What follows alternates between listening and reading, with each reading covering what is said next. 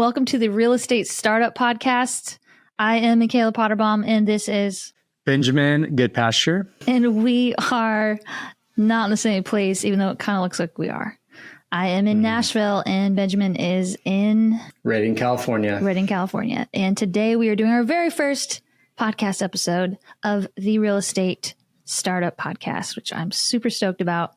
And so I want to just start off and ask you, Benjamin, why do you think this is an idea that we should move forward with? Like, what is this about? What's the vision behind the Real Estate Startup Podcast? Well, I've been trying to start a podcast for probably a year now. I've started two, but never released any of them. So I think what triggered it for me was when you actually said you wanted to put out some e-courses for flipping.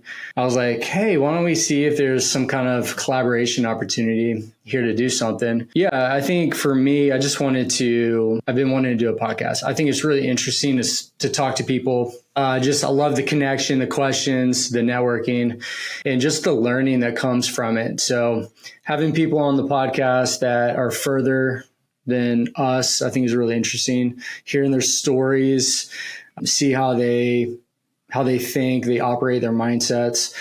So I think it's just a fun way to connect and build community. Yeah, absolutely. No, I'm super pumped.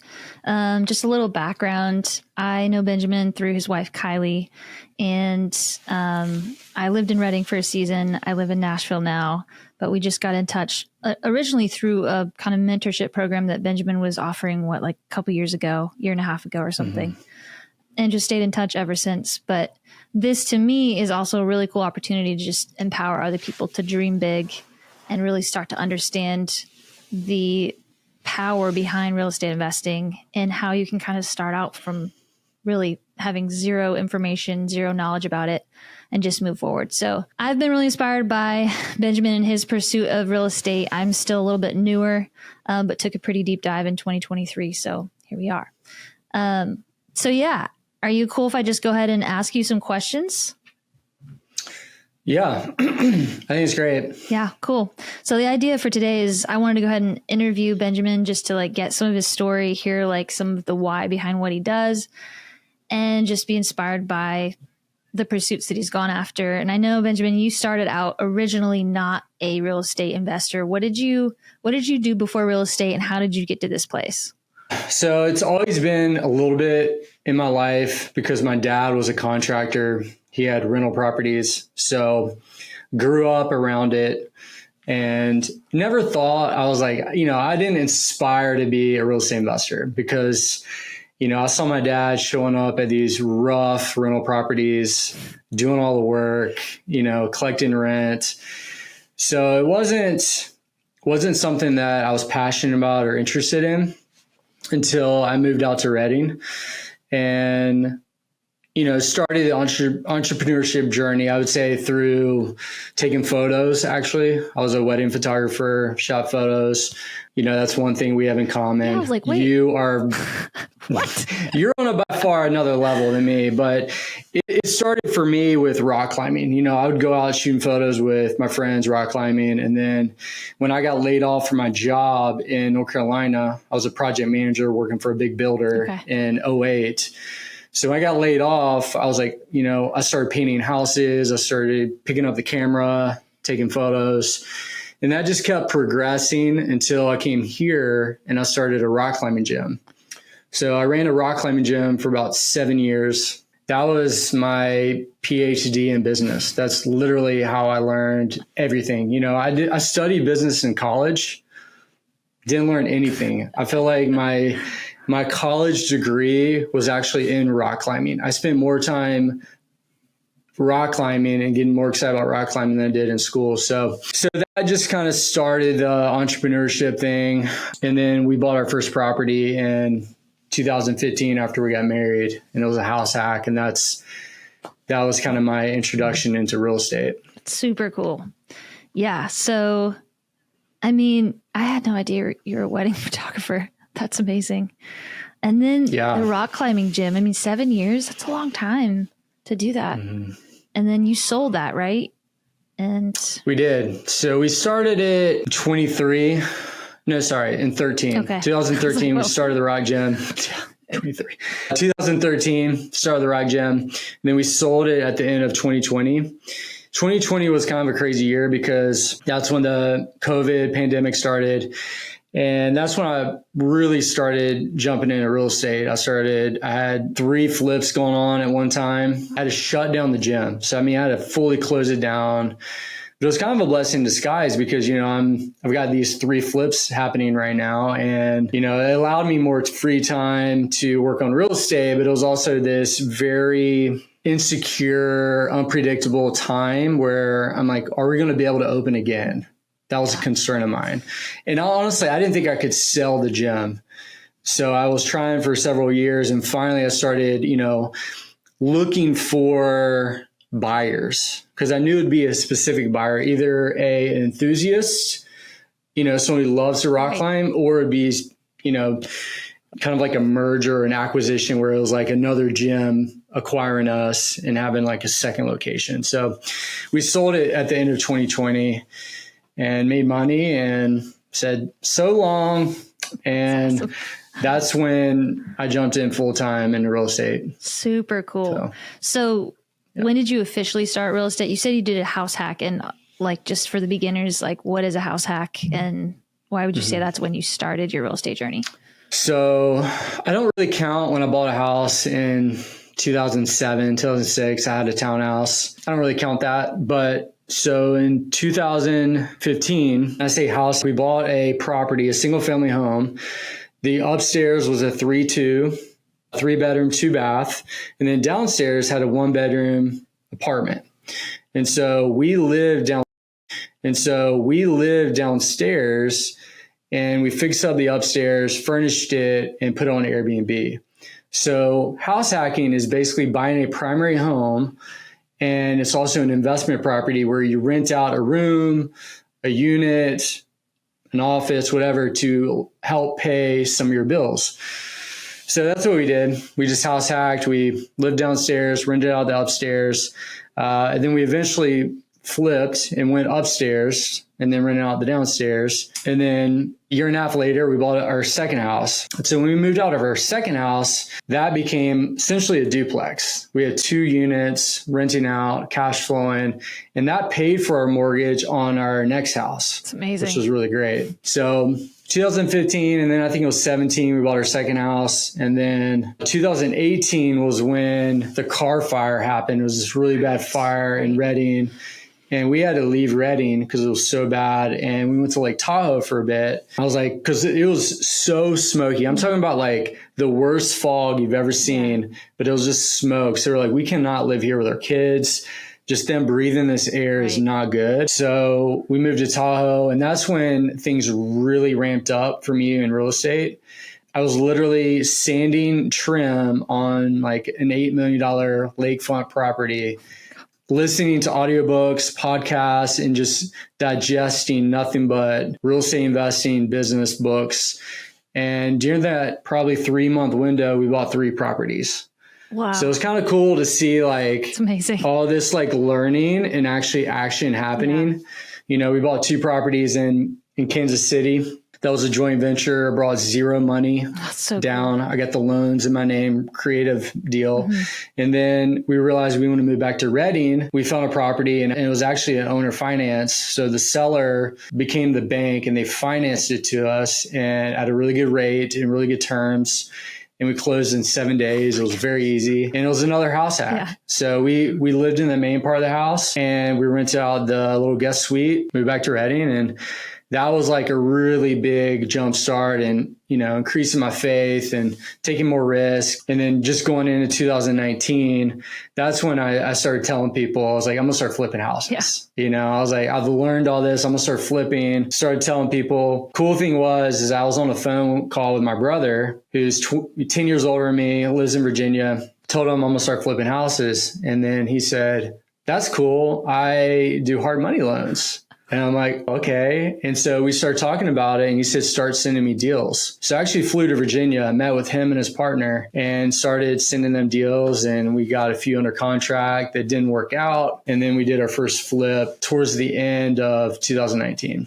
That's so cool. So has your brother primarily been your main lender this whole time, or have you used other lenders? I've used other lenders. My brother, Richard, has been my primary private hard money lender. So I think we've done about 25 million in real estate, which is amazing. So awesome. And really started we did the first deal in 19, but in 2020, we did quite a few deals. And then 21, it just kept growing a lot. And then this last year, we did, a multi-million-dollar hotel deal. So it's progressed a lot really quickly. Well, I wanted to kind of back up and kind of go back to the point where it started to progress and accelerate. Like, how did that happen for you? Were you just in Tahoe and you're like, I just want to do this? Like, how did it get to that point where you were like, I'm done with the gym. I need, like, where did you catch the vision for it to actually really go forward with it like you have? I think there's been several key points. One was I took a personal mastery class. It's called the Climber Personal Mastery. One of my big goals in that was to sell Shasta Rock Club, which is the rock climbing gym. So there was probably a 1 or 2 year process of realizing that the rock climbing gym wasn't going to be the scalable thing that I thought it was going to be. Yeah. I was like, the risk, the debt, it just didn't make sense. And so I started seeing the scalability and the value in real estate. I would say, when I was in Tahoe, that's when in 2018, that's probably when I really caught that vision, started putting the time in. I really started paying my dues as far as just education, that sort of thing. And when I found out my brother would do hard money deals, I think it really escalated in 2020. That's when we did our first one. It worked. It made like 30 grand. So I bought another flip. That's awesome. That one we did even better. I think we made close to 80. And then the third deal was a 5-unit multifamily. And so that was actually my first BRRRR method, which is essentially the same thing as a flip, but instead of selling it, you just refinance it and put it in your portfolio. So, we did that. And it was just this constant, like, one-upping myself. I was like, okay, I did 2 flips. I found this 5-unit, which was a 4-plex in a single family home that like fully went to the next level on everything. Like just the learning curve, the process, the managing tenants, evicting tenants. And then I did some more flips. At the end of that year, when I was able to sell Shasta Rock Club and an Airbnb management company, I realized like focusing on one thing is better than doing a lot of things not that well. Yeah. So in 2021, when I got rid of all that stuff and really focused on buying real estate, that's when, things really took off. I started buying more multifamilies, doing more flips, doing more creative deals. Yeah. Just interesting stuff. Yeah. And really just didn't look back. That's when we just went for it and just kept, like I said, I kept challenging myself, like constantly getting out of my comfort zone. Yeah. And that allowed me to do bigger deals. And that's when I also read I read Grant Cardone's book, The 10X Rule. I started challenging myself, my mindset to do bigger things and quicker. I'm like, hey, you only have 24 hours in a day. I can focus those 24 hours on a single family flip, maybe a couple $100,000, or I can focus on like a 30-unit apartment complex that's worth millions. Right. And that's going to push my net worth, cash flow so much quicker into the future. And so that's why I was like, it makes way more sense to go bigger, because even if like you only make it halfway to your goal, let's say my goal is 100,000 a month, and I only get halfway there, that's still 5 times further than what I would have been at like 10,000. Right. So there's a process of mindset. Man, that's so amazing. It's super inspiring just to hear like how you got started and also kind of where it's at now. So where is it at now for you? Would you say between 2021 to 2024, it seems like there was like a ton that happened in between for you and you had a lot of momentum. Like how is that like unfolded for you? Yeah, I would say I'll kind of go over some highlights. I would say we bought a 16-unit apartment complex. It's 4 plexes, and we bought it for, really good price. we renovated the whole thing and refinanced it. And that was a big deal, going from, I think my biggest one before that was 6 units. Mm-hmm. So going from 6 to 16 was massive. It was a game changer because I was actually looking at buying a small hotel before that. And I was in contract and I backed out. It seemed too big, too risky. And then I did that big 16 unit, and that gave me a ton of confidence and just really saw it work. I took something that's worth 1.2 million, and then at the end it's worth 3 million. So to be able to add that much value, and our cash flow is about 10,000 a month. Cash flow. Cash flow. And that's long-term tenants. I'm spending maybe a couple minutes a month just looking at my statements. Like once you get it stabilized, it was just so easy, but it was a ton of work in the beginning, because I had to renovate 16 units. It was about $400,000 just to do all that work. It took about a year. So I think that was it. And then we did some flips, and then we bought Cave Springs. So that was the next big milestone in my journey, buying a small resort in Dunsmuir in this like Mount Shasta, cool mountain town, which was very complex. It's a 10-unit hotel, had 1,500-year-old cabins. Oh, and then it had this 36-unit RV mobile home park that we owned some of the mobiles, and we had long-term tenants. And then 10 of them were owned by owners that we were leasing the land to. Wow. And so my vision was to buy all those. Yeah. And it was kind of complex negotiating all these deals. And then we bought 2 commercial buildings. It was a very big project. Oh my gosh. Just very complex, a lot of moving pieces. And we're in the process of refinancing it right now. So we bought it, November 2022. Okay. And we closed it down, and then we reopened in May 2023 with only 26 units. And so while we were open, we were renovating, adding more units, buying tiny homes, buying Airstreams. And then currently we're close to 60 units. So we're almost stabilized. We still need to add more amenities, and we need to, fully renovate these commercial buildings. But yeah, we're really close. So it's very, very impressive. I am just super inspired by the Cave Springs move that you did.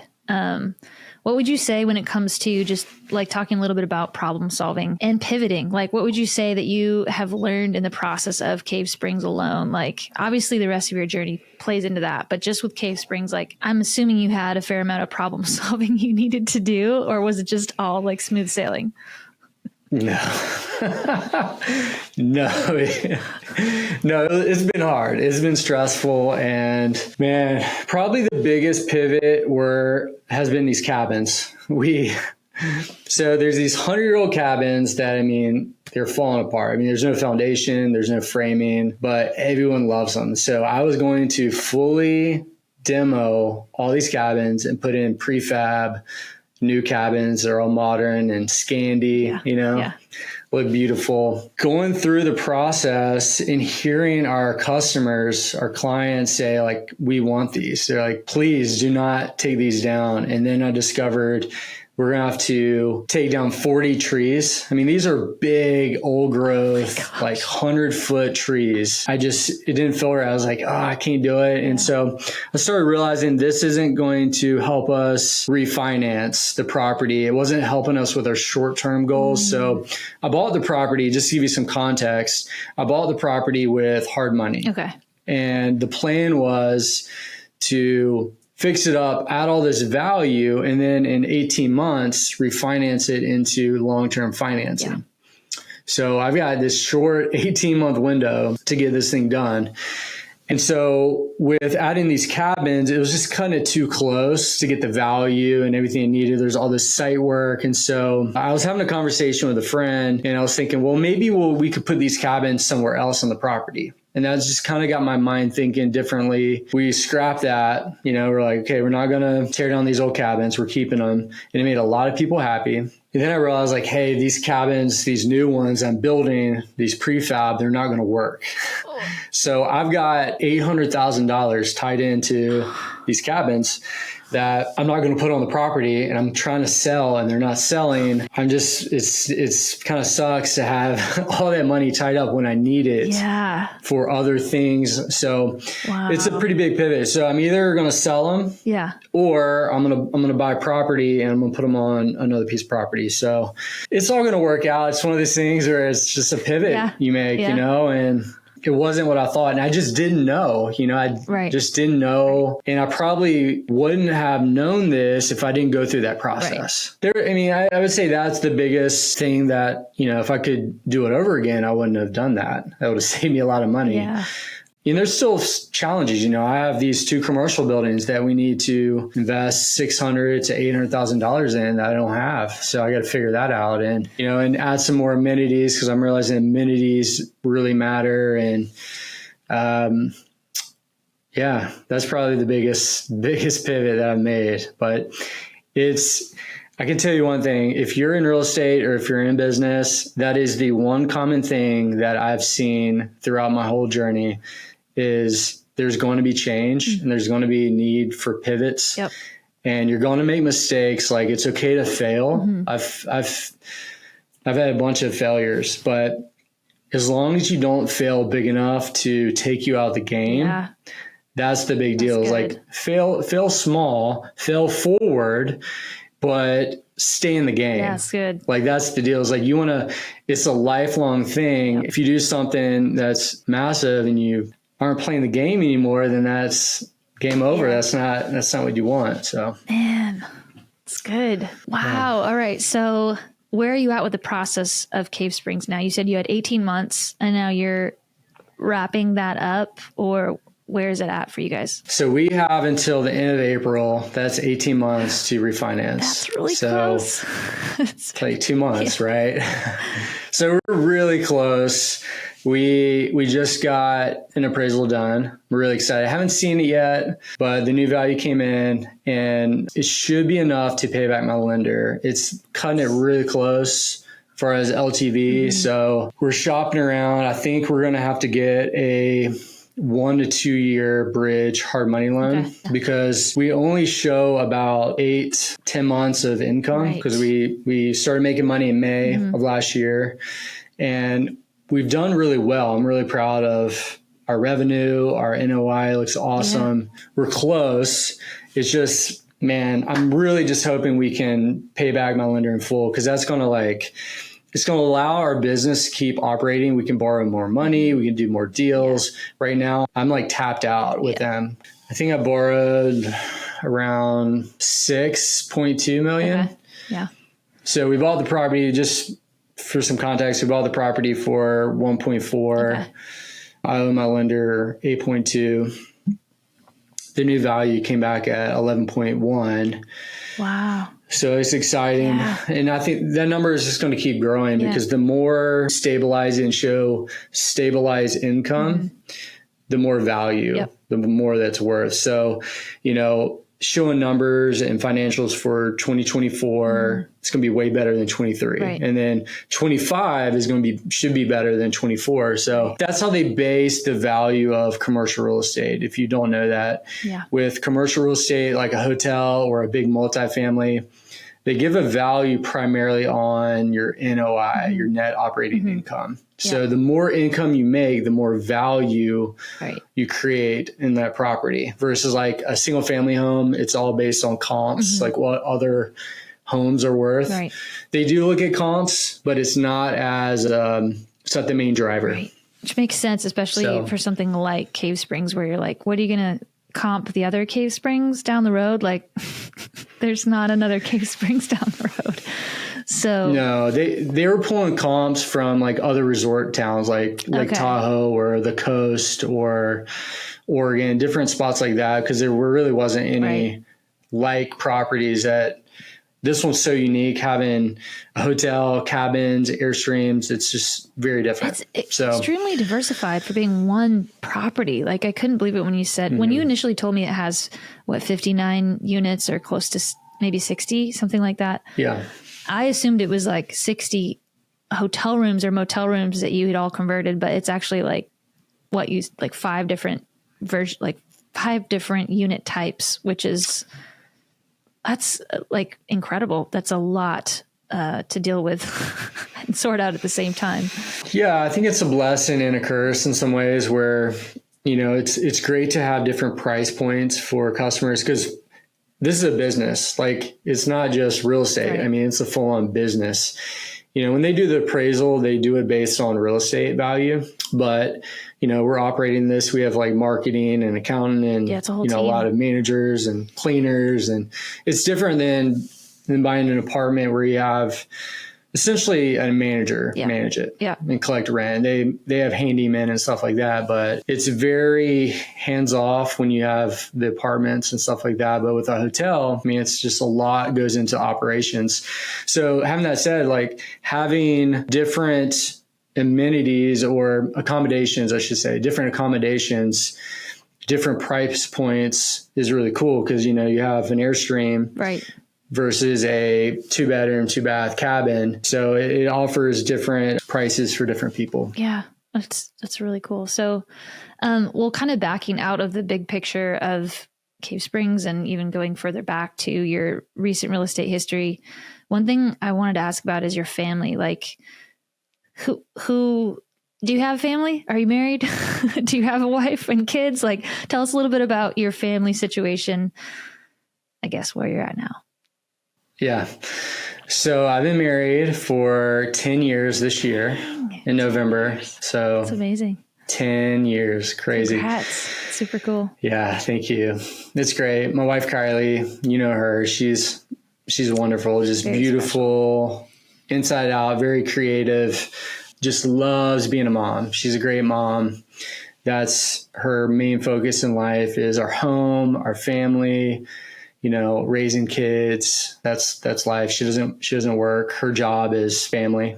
It's a full-time job. It's the hardest job. It's by far harder than what I do. So much respect for what she does. And we have 4 kids. We have a 7, 5, 3, and 1-year-old. These are little kids. Which is crazy. Yeah, little kids. But they're getting bigger. 7? I mean, that's like, 7. First grade? Yeah, second grade. Oh. Yeah, so Noah's about to be 8. London's about to be 6. Wow. Scarlett will be 4 in December. So she just turned 3. Mm-hmm. And Bo just turned 1. He's walking now, which is pretty cool.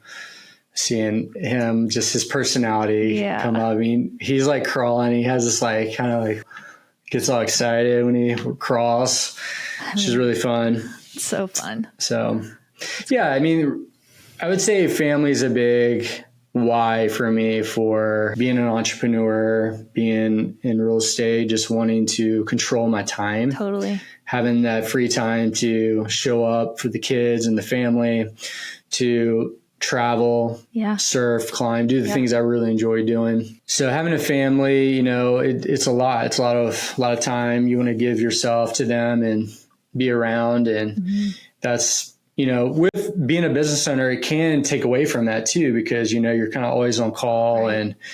And, I think earlier when they were really little, when I owned Shasta Rock Club, my time was very much in the business. Like, I mean, I would work 7 days a week sometimes and come home late. That's long. But now we've evolved and we're not in that kind of place where, I work till 5 o'clock. I don't work weekends. So there's times where I might need to do something here or there, but also I could take time off during the week pretty easily. Yep. We can travel and do stuff, and that just having that flexibility is priceless. I love it. Yeah. So you have family, you've got Cave Springs, you've got kind of these, I mean, what's your portfolio at now? Like as far as rentals and short-term rentals, long-term rentals, like where are you at kind of across the board? I know you had some and you sold some, right?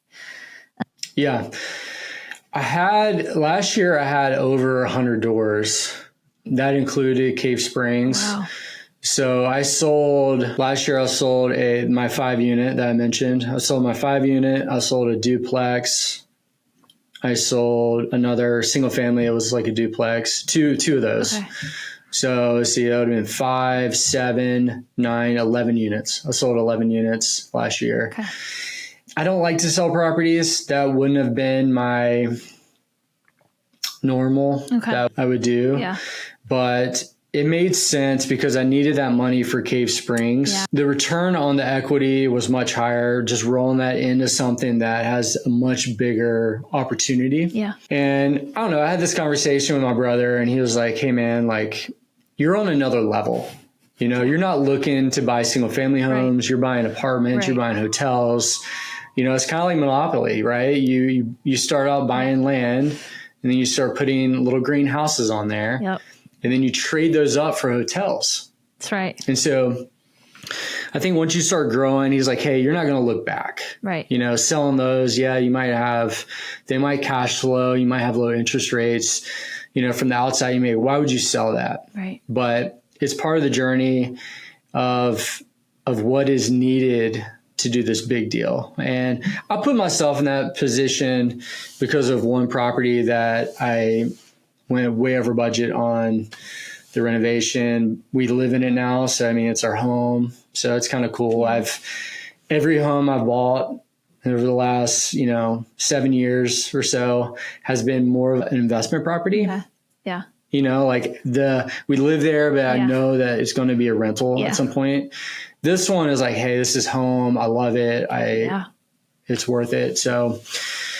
So we have, to answer your question about our current portfolio, we have those 16 units in Anderson, which is about 20 minutes south of here. Okay. We have a 6-unit, which is like right down the street from where I currently live. We have a single family house that we just moved out of. So I'm renting that. We have a house in Mount Shasta, which is our fun lifestyle A-frame house, which is cool. It's an Airbnb that we rent it out when we're not using it, and we're going up there actually on Wednesday to go skiing. That's so for the week. It's beautiful. I think this year we made money, so it's crazy that I mean, we use it a lot. We let people go up there and stay for free. So making money is like amazing. Yeah, that's so cool. And then Cave Springs, which should be like 62 units, 2 commercial, and then about 60, residential, cabins, Airstreams, hotel. That's amazing. So, wow. So for you, where would you say you see yourself going in the next like 2 to 3 years with real estate? Like what is all of this kind of unto for you? Yeah, great question. I would say there's a couple of things I've got going. I mean, real estate investing I don't see stopping ever. I mean, it's a lifelong pursuit. It's you're managing your assets, and I think that's kind of where you get to a point where you just manage them and you keep them or you trade them up and buy bigger ones that cash flow better. Right. I don't know. We'll see. I'm excited to see how Cave Spring does. I want to see it. I want to see what a solid year looks like. Solid, at least. But I'm basically building that thing to sell it because part of me feels like I'm a little over leveraged, and I'm like learning a lot about debt. Like how much debt do I want to carry? How leveraged do I want to be? So there's part of me that would love to sell it and pay off a lot of debt, properties, my home, and kind of like create a new baseline, right? Mm-hmm. It's like, okay, last couple of years, I've been taking a lot of risk, a lot of leverage. So we'll see, maybe a cash flow is really great and I build out the team where I'm not that involved and I like it and I'm doing other deals, or I sell it and create this new baseline and I keep building from there. Yeah. But my mindset is open to do bigger deals, seeing how much value we've added to this property, going from 1 to 11 million, which I think, I'm trying to, super cool. I'd love to sell for I would like to sell for over 20 million is like my goal. Yeah. So just the exponential growth, because if you think about this, like going from 100,000 to 200,000. Yeah. It's a lot, but it's not like the same as going from 1 million to 2 million. Right. You know what I mean? Like going from 1,000 to 2,000, it's not that much. Yeah. 10 to 20, that's a little bit bigger. 100. But when you get into millions, like it starts to go, it's just a whole nother game. So I'm realizing like, wow, like I could flip hotels and make $5 to $10 million. Right. That's cool. You know, take 2 years and make $5 to $10 million. Like how many flips would that take? I mean, and how long would that take? So That's a lot. It's a lot of stress, a lot of work, a lot of time. Yeah. I mean, maybe if you're in like the Seattle market or something like that, or San Francisco, and you're lucky enough to get a deal that has enough meat on the bones, but it's highly unlikely. The way that you can scale like you have with one property, be able to put your full self into it, it's really inspiring for sure. Yeah, I think there's a convergence of my skill set of building business, marketing, branding. It's something that I've learned, I've gotten good at from owning other businesses. Yeah. So I think that's probably the path I'll take. And I think it's important to keep pushing yourself because, you know, once you get to this level, you know, there's a lot of discomfort when you're out of your comfort zone. It would be easy for me to go back and just start flipping again because it's comfortable. Right. You know, I some days I want to do that. I just want to flip houses because it's comfortable. I know it feels less risky, but there's also something to be said about keep going, right? Like keep climbing that mountain. Yeah. You know, don't stop halfway. Keep going and see how far you can take it. Yeah. But I don't know. I'm in this process of weighing out the stress levels, the risk, the reward. So I don't know. I'm kind of processing a lot. No, I think it's really cool to hear. And I would say, I mean, just out of curiosity, if you were to look at, like I know the other day we were both talking about a different boutique hotel that was for sale.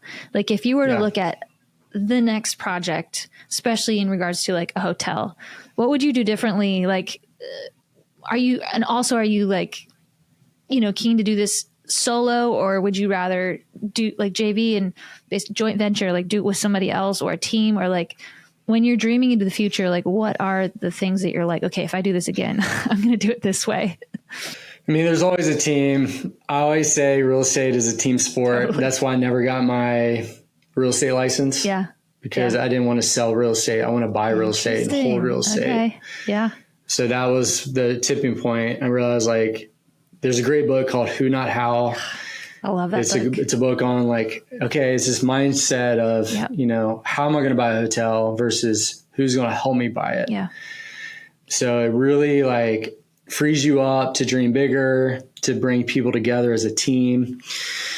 As far as like a JV, doing deals with people, I think for the right, you know, it'd have to be the right deal, right opportunity.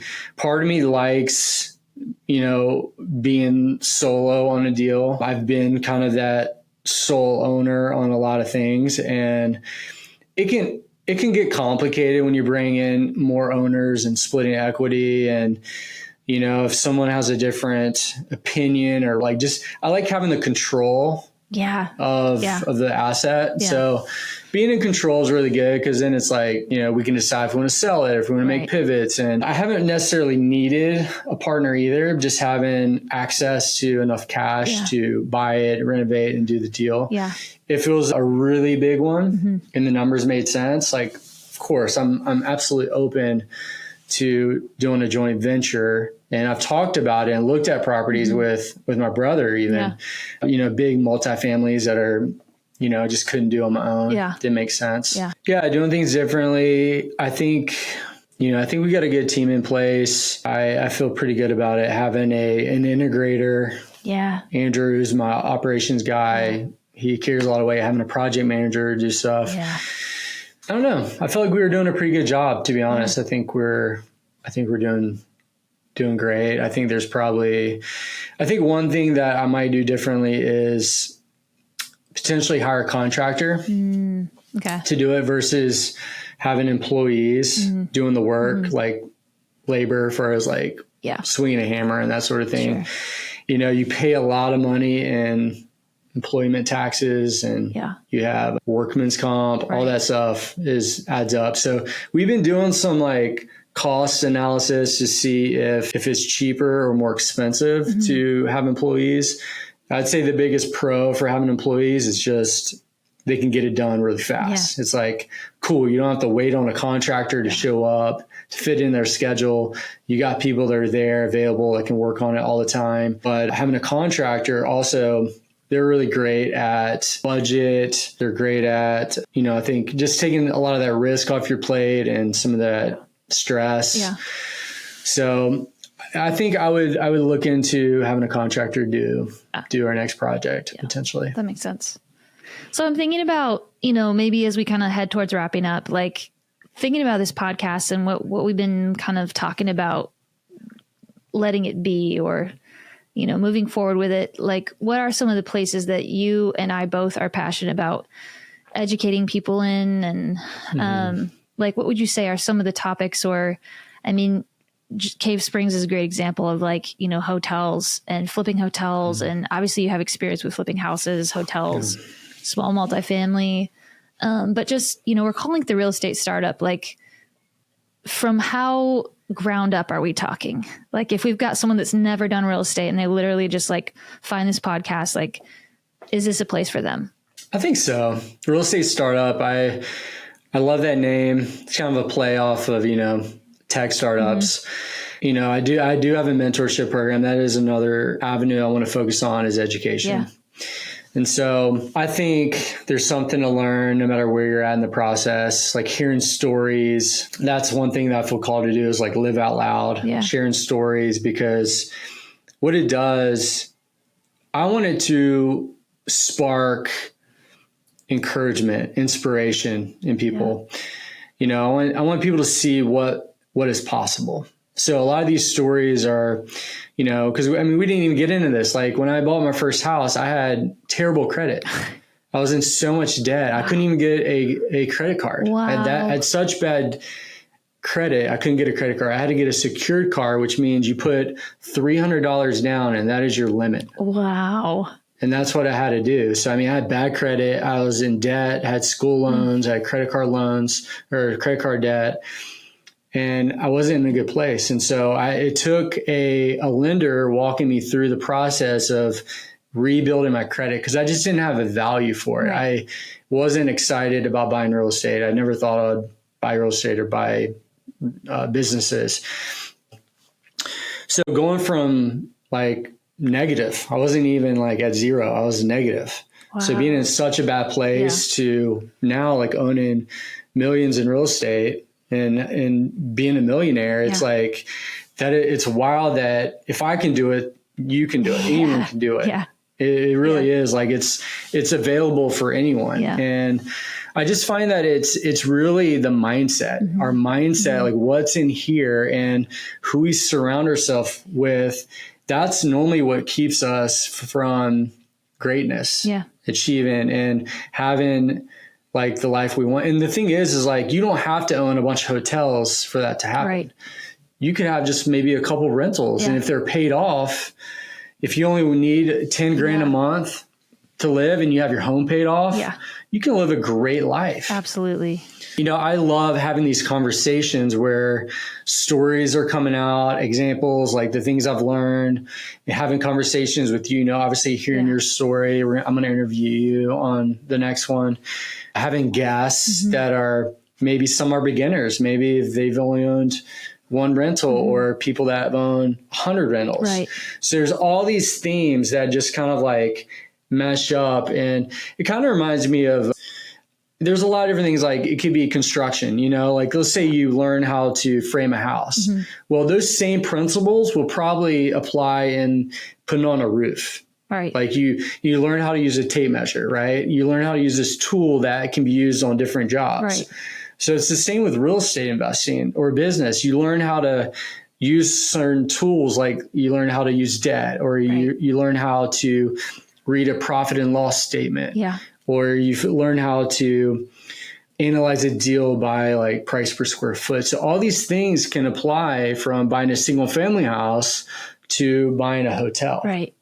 Yeah. So there's all these overlapping pieces where honestly, like if you're new and you're buying a house, like there's some you can learn, or if you want to scale your business and buy multiple rentals, there's things you can learn there to get better at. So I think anything real estate, anything investing, finance, business, leadership. I mean, a lot of it is like I lead a team. Right, exactly. So it's learning how to lead, learn from other leaders on how to lead better. Because I think Seth Godin says this, one of the biggest things, most important things you can teach your kids are how to be a great leader and how to problem solve. Yeah.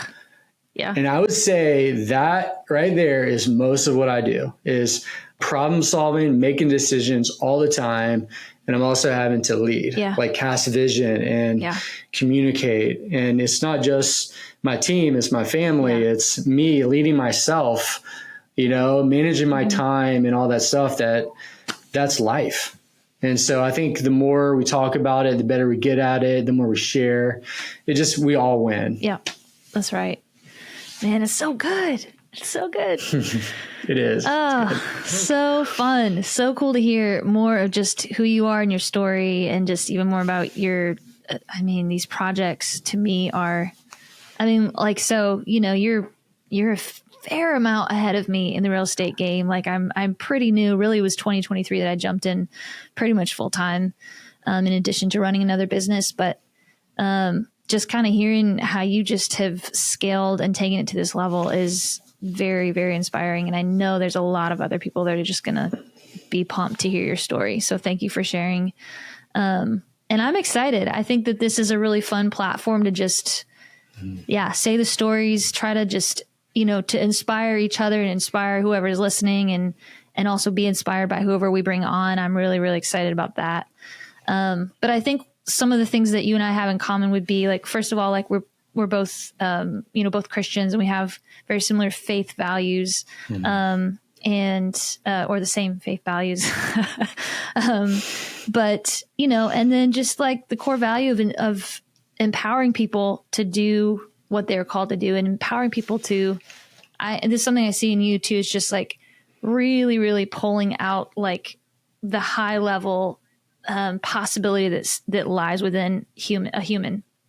And I know for me, even like some of the first times I interacted with you, I was like, man, this guy's next level, and what you're doing is unstoppable. But being around that is key. So getting around people, like yourself, where it's just like what you're doing is it's rare, it's next level, and it pulls the rest of us up to a higher standard. So I think that's something I'm really excited about on this podcast, is to be able to just have more and more conversations with people that are doing these high level things. And I'm just pumped. So anything else? Me too. Yeah.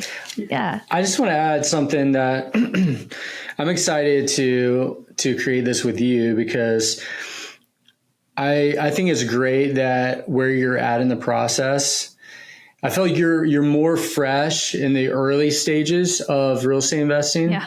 You know, you've grown so quickly. You know, you've bought 3 properties in a year, right? Yeah.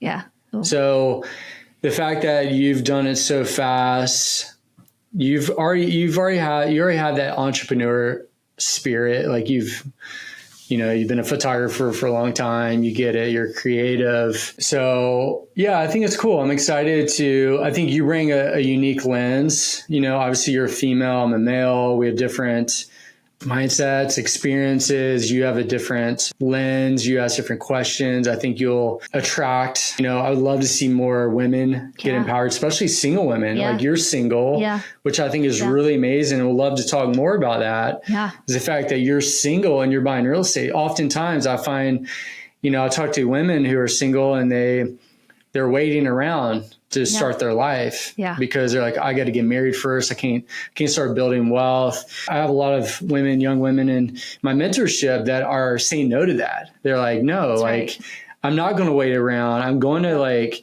build my life and keep running. And that's really cool. So I'm excited to have those conversations with you and then see you empower people and share your story, because that needs to be heard, especially with single women. Like, hey, you don't have to wait. Yeah. You don't have to wait for a guy. Yeah. So that's pretty cool. And that got me excited and wanting to do this with you, because you have all this experience and you're willing to say yes. Yeah. Like the fact that you're willing to take action. I think taking action is probably one of the biggest things in real estate and business that so many people, it's undervalued. Yep. Right. Yep. The value of just taking action when you don't know if it's going to work, or, oftentimes we think we have to have it all perfect. Yeah. Just take action, just move, Yeah. take steps, show up, and you'll be surprised. Like years later, you've owned rentals. So yeah, man, I'm pumped. Yeah. And those conversations for me, we can talk more about it, but specifically being a single female in this space, I'm learning more and more. It is a bit more unique. And I love getting to speak into that space, just because I really do believe that, as women, like, we have so much opportunity, but it's all about mindset, like you said, and if we don't believe we can, we won't. Right. So I think I'm just excited to see more and more people decide like that they can do it, just like those young women in your mentorship. So let's go. I'm ready. So yeah, super cool. Super exciting. Thanks for sharing. This is really exciting. Anything else you want to land on at the end? No, you did a great job. Great questions. Thanks for that. And I'm excited to interview you next. So our next podcast, I'm going to be asking Mikayla questions and get to hear about her real estate journey, business experience. So, I've got to step up because you did a great job. Take it to the next level, but you'll be fine. That's it. This is podcast number 1 in the books. I'm excited, and we did it. This is just the beginning, right? That's right. We did it. High five.